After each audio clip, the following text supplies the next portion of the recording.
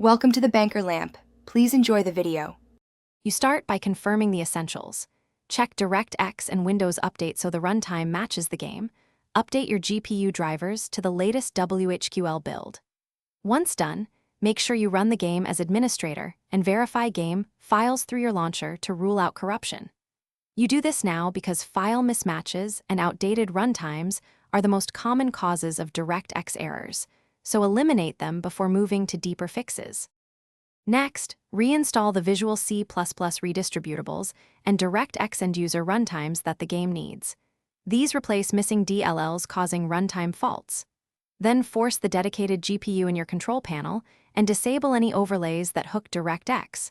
Overlays often inject code and cause crashes. Finally, adjust in-game graphics. Lower Directx-related settings or switch between full screen and windowed to reset. For final repairs, perform a clean GPU driver install.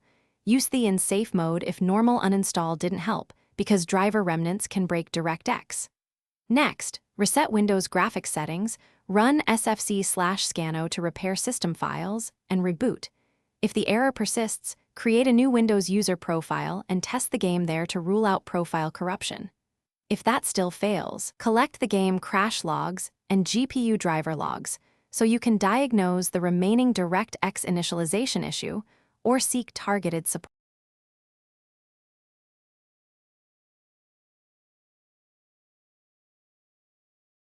Thanks for watching. If this was helpful, leave a like and consider subscribing. See you next time.